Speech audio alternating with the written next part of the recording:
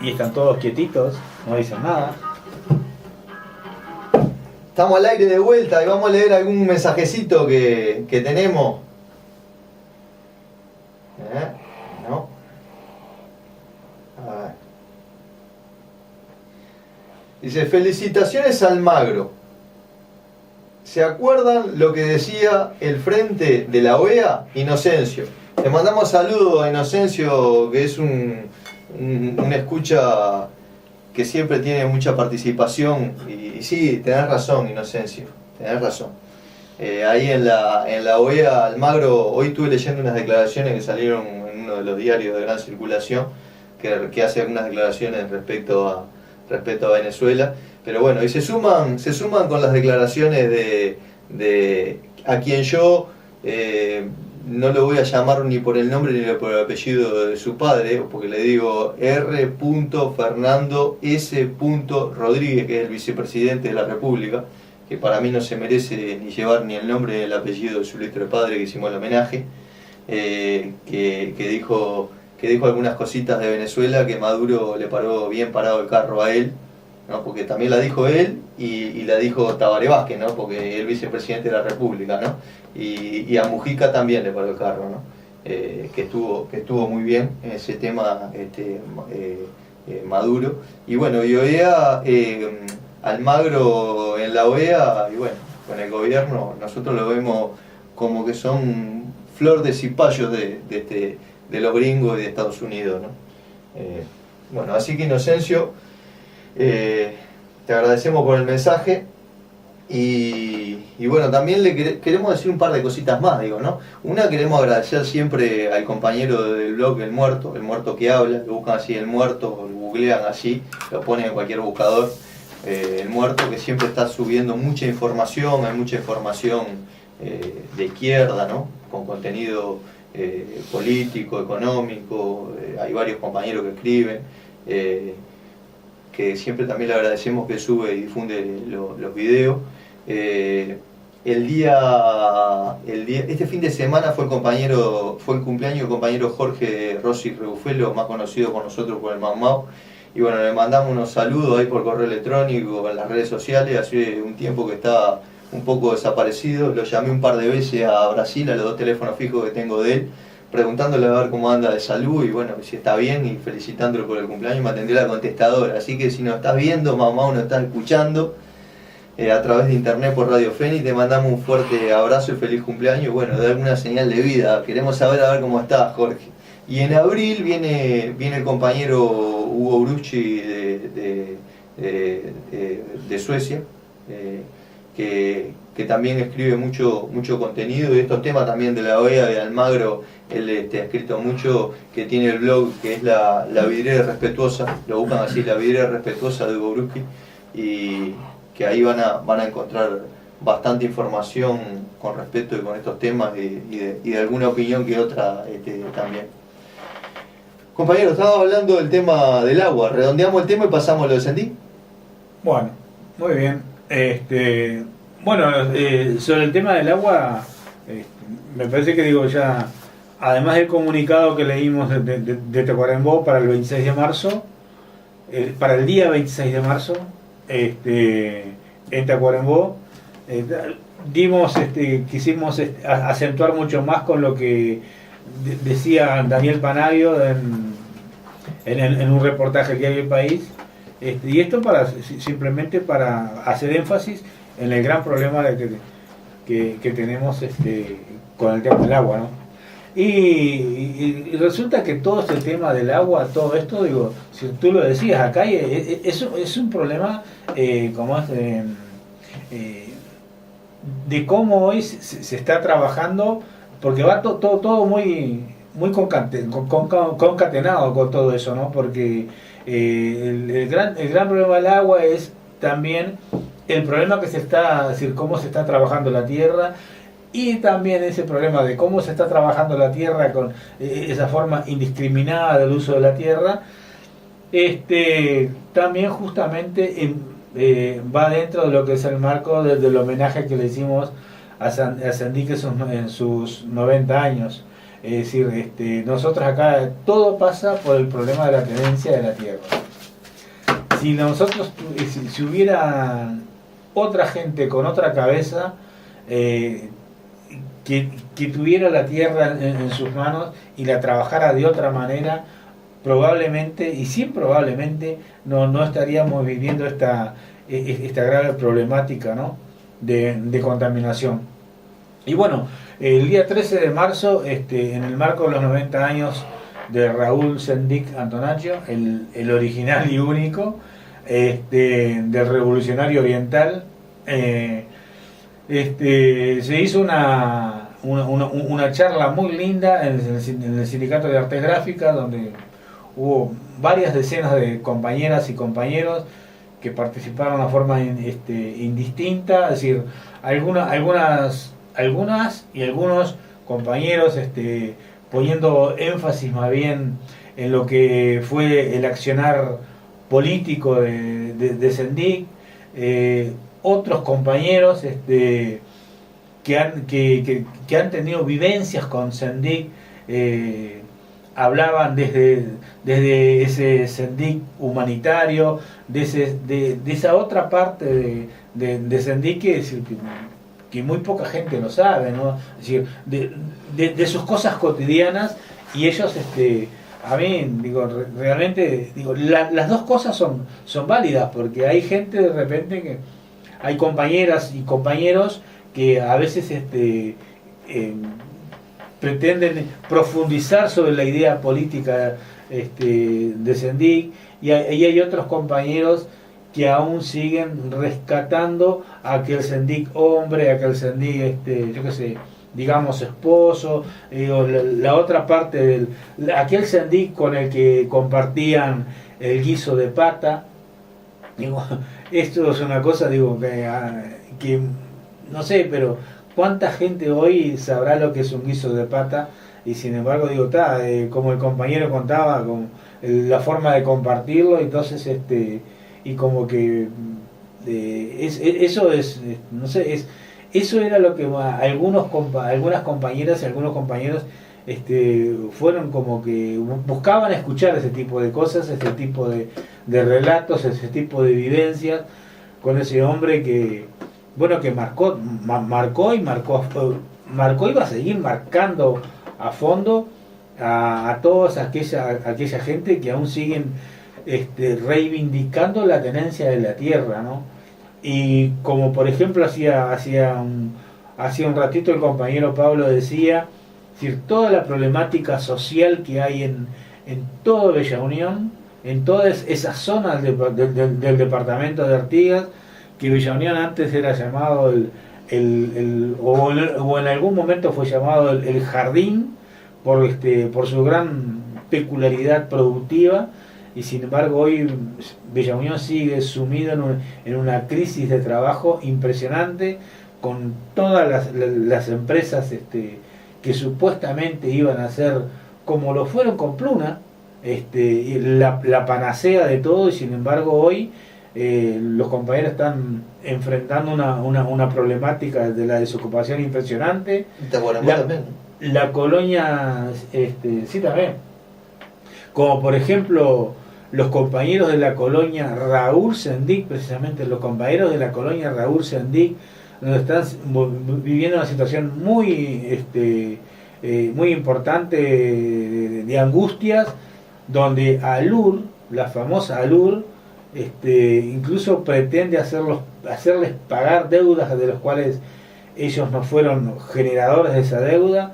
Entonces, una cantidad de irregularidades escalofriantes. Sin embargo, nosotros en algunas otras partes del Uruguay no lo sabemos, es un tipo de información que el gobierno de alguna manera la pretende ocultar, pero es importante que la gente comience a buscar información sobre ALUR, y para que se den cuenta de que ALUR no es lo que dice o lo que decía este otro Sendic, el vicepresidente, el lamentable vicepresidente de la República, es decir, con que cuando llegó al balance final de ANCAP, una empresa, no, perdón, digo, porque eso también hay que empezar a manejarlo, digo, las llamadas empresas públicas no existen, digo, les han dado el mote de empresas públicas para hacer todo lo que han hecho, pero en realidad son entes públicos, entonces que es distinto. Lo que pasa es que, claro, sí de llamarlas empresas, porque después como las llaman empresas, después la empiezan a hacer tercerizaciones, asociaciones, como el tema del con ahora como viene con todo ese tema de la regasificadora, y ustedes se podrán dar cuenta que uno se pone a hablar y van saliendo toda una cantidad de cosas que como que parece que no tuviera concordancia una cosa con la otra, pero en realidad están entrelazados, está todo, es todo un gran tejido, está todo entrelazado. Y bueno, lo que le quería decir es que cuando tanto hablan de Alur y todo el tema de ANCAP, y sin embargo ANCAP, como ustedes saben muy bien, según la oposición, terminó con un déficit de 200 millones de dólares, es decir, hasta lo que había llegado el gobierno era hasta 180 millones de dólares, digo, pero son todos plata nuestra, y sin embargo compañeros que quieren, aman y trabajan la tierra, como son los compañeros de la colonia Raúl Sandic, o los demás compañeros cañeros, o los compañeros de Green Frost y tantos otros más, siguen peleando a mano partida por hacerse de un cacho de tierra. Y por cobrar sus saberes también, porque Green Frozer, el burgués que se trajo el fraude amplio capitalista, no le pagó todavía, no le pagó. Dejó el tendal, como cerró Urupanel y dejó el tendal, que dejó 400 trabajadores de Tacuarembó desocupados, 200 tercerizados. A raíz de Urupanel en Tacuarembó se movían 650.000 pesos, o sea, leyendo información a través del blog El Muerto de sindicalistas de Urupanel, que le hacían mantenimientos mínimos para hablar con el gobierno, le generó expectativa de que vamos a traer un inversor de acá o de allá, que ya no es tan fácil traer el inversor para el gobierno. La prueba está que Mujica viajó ya a Finlandia para regalar una tercera planta con zona franca y todo, y no pudo traerla. Entonces, ¿cuál es el tema? El tema de esto es que, leyendo alguna información del compañero del sindicato de Tacuarembó, decía que los números del gobierno dicen en desocupación una cosa en Tacuarembó, pero la realidad es que hay más de un 20% de desocupación, como la hay también en Artigas, que estaba diciendo el compañero John, y como también cerró el frigorífico de Durazno, como cerró Ecolá y dejó 400 trabajadores sin empleo, el grupo de capitales peruano, que también lo trajo el fraude amplio,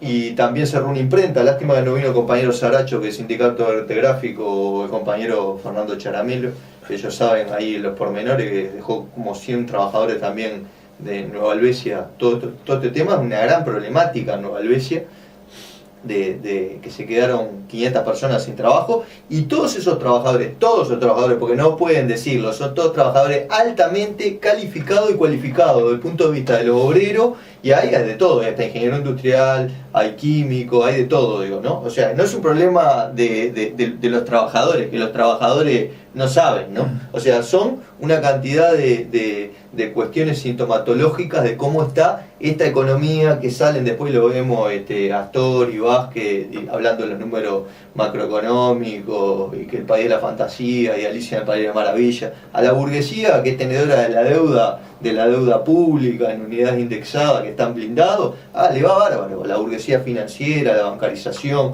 los grandes burgueses que son dueños del Uruguay, los grandes terratenientes, todavía les va bien, les va bárbaro, viento en popa. Pero el ajuste fiscal y la crisis ya se la empezaron a hacer pagar a los trabajadores. Y nosotros todo esto lo dijimos acá en los programas, William lo dice de más de un punto de vista, se podría decir, científico, ¿no? Usando herramientas de la economía política, ¿no? Y descriptivas, y con una cantidad de números, ¿no? Él y otros compañeros más, como bueno, acá tenemos otro trabajo de José Antonio Roca, digo, ¿no?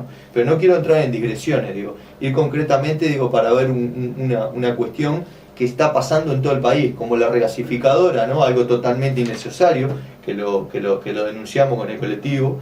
Y bueno, y en este momento una de las empresas que está denunciada en Brasil, que es OAS, que es subcontratista del contratista principal, el contratante es Gasallao, es una empresa privada, pero de capitales públicos, de ANCAP y de UTE. A este gobierno, la asociación de dos empresas públicas o entes públicos le crea una criatura de una sociedad anónima privada que no tiene ningún control de parlamento, Gasallao, para hacer algo multimillonario y apartado de los controles parlamentarios y quitado del stock de la deuda pública. ¿Qué pasó?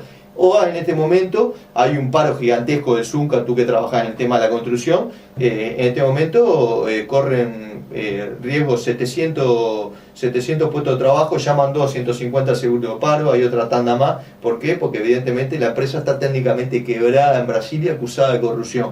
Eso se lo trajo el fraude amplio, se trajo esa empresa, ¿tá? Y aparte otra cosa, esa empresa la contrató GNS, que es el contratista principal. El contratante es Gasallao Sociedad Anónima, ¿no? El contratista es una empresa que aparentemente sería una corporación transnacional. Pablo, ¿me permitís? Sí. Te quiero decir una cosa más nomás, para redondear este tema, porque hablando de las cuestiones laborales, ¿no? Porque hay una problemática laboral, y si caen en el seguro de paro, el gobierno ni siquiera los toma en cuenta como desocupados. Antes, porque cambiaron la metodología estadística, antes los tomaban en cuenta como desocupados, ahora los que están en el seguro de paro ya no son más desocupados para el gobierno, ¿tá? Entonces, Gasallao la contrató a OAS directamente para hacer el gasoducto, y en todo eso hay todo un tema de la inconveniencia económica y bueno, de todo el impacto medioambiental. Y bueno, Saracho, que está en el oeste de Montevideo, sabe que los vecinos están en contra de ese proyecto, ¿no? Hablando un poco, redondeando todo este tema, porque todo este tema también, o sea, todos los temas están entrelazados, y el tema de la tierra y el tema de Sendik también. Ahora te dejo, sí, compañero. Arrancamos del agua pasamos para ANCAP, sí, pasamos por Sendik pasamos por ANCAP, y ahora volvemos otra vez al tema de ANCAP, porque justamente digo, volviste a tocar el tema de la regasificadora, digo,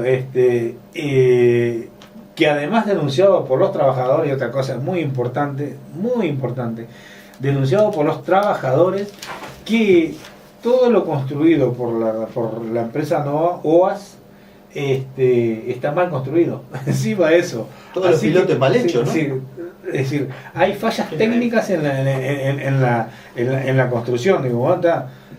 Ojalá que haya todo ese tipo de cosas.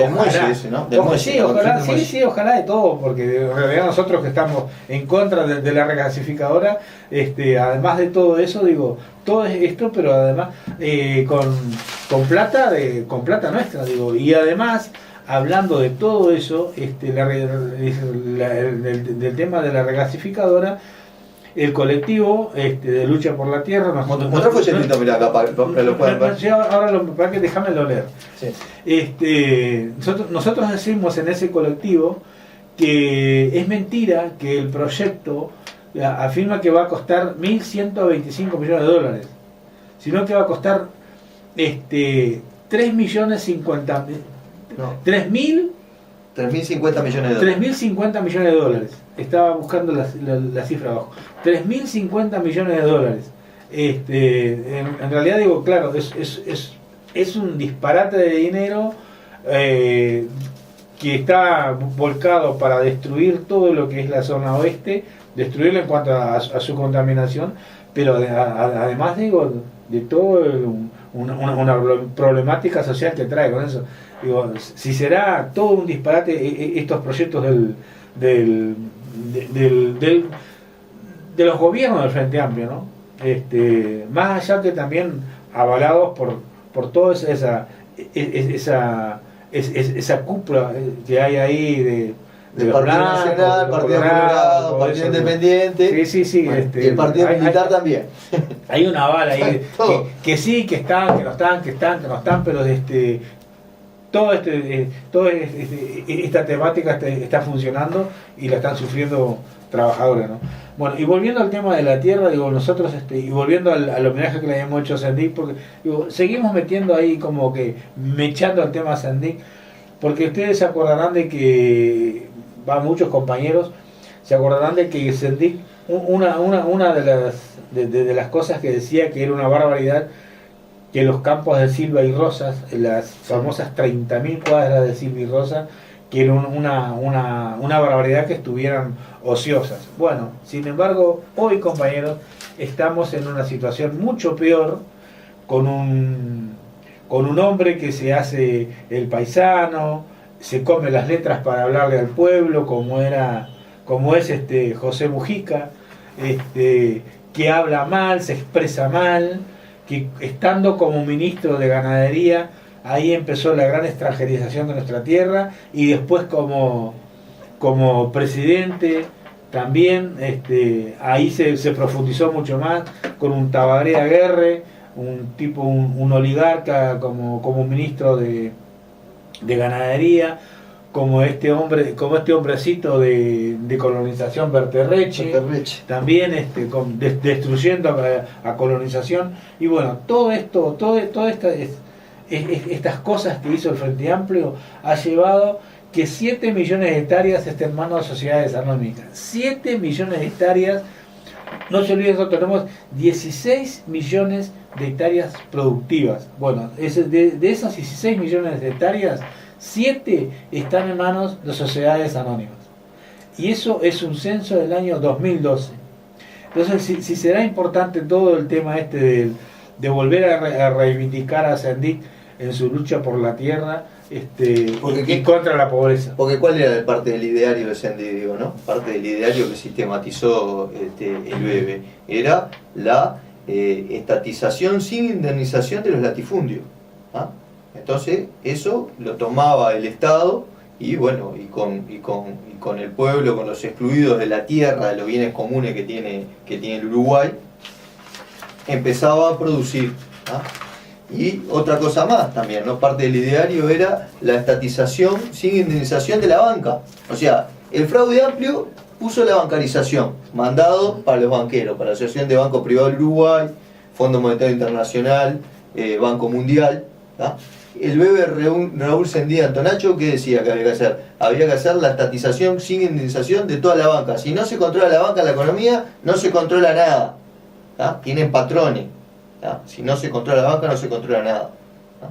Entonces, era estatización de la banca, reforma agraria, claro, porque se estatiza la tierra de los grandes latifundios, ¿no? Por eso nosotros con el colectivo y cuando estuvimos en el 16 frente a la Asociación Rural del Uruguay, nosotros reivindicamos muerte al latifundio, ¿no? Y leímos la proclama, que parte de la proclama, una síntesis muy corta de la proclama con respecto a la gran concentración de estas megas forestales, estos mega latifundios que pasaron a manos de sociedades anónimas, que lo leyó recién el compañero John. Entonces, ¿cuál es el tema? Aparte de eso, también la estatización de toda la parte del comercio exterior, o sea, todo lo que exporta Uruguay, eso lo tiene que controlar el Estado. ¿Ah? Y el Estado, ¿en manos de quién? En manos del proletariado, en manos del pueblo.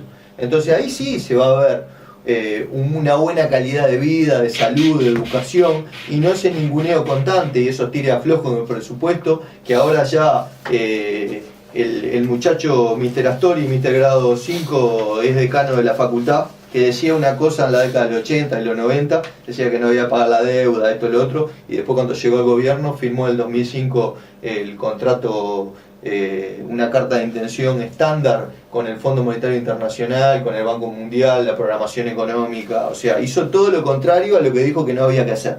¿Tá?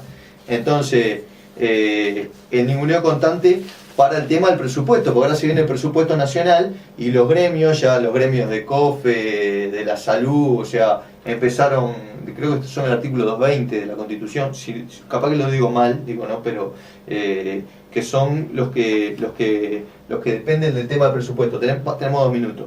Entonces, ¿cuál es el tema? Hay unos tiros de aflojo, porque claro, hay un ajuste fiscal. ¿Y cuál es el tema? El tema es que el fraude le empezó a meter el tijeretazo a los salarios, a que no haya recuperación salarial, de que no haya un incremento del salario real, y bueno, la burguesía tampoco quiere. porque los costos de la crisis lo quieren hacer para el trabajador. Me permitió un Sí, segundo, antes que se nos termine. Hay una cosa muy importante. Y el no pago de la deuda también se entendía. Sí, pero No quería pago la decir deuda importante. algo importante que pasó. Cuando se cerró la Expo Soriano, estaban todos muy contentos porque estaban pidiendo que el dólar llegara a 27 pesos. Están como locos con que el dólar... Y el presidente nacional rural está diciendo que por ejemplo ahora el Uruguay, bueno, que van a hacer un impasse porque están especulando con eso de que el gobierno va a llevar el dólar a 27 pesos. Así que, escúcheme una cosa, ¿esto qué significa? Bueno, que los grandes capitales, acá hay una política de favorecer al gran capital con ese tipo de dólar. Bueno, lo saludamos y William va a estar el próximo lunes con todos ustedes. Bueno, espero que haya pasado bien con el programa y con la información, con las opiniones que vertimos. Gracias, Bruno.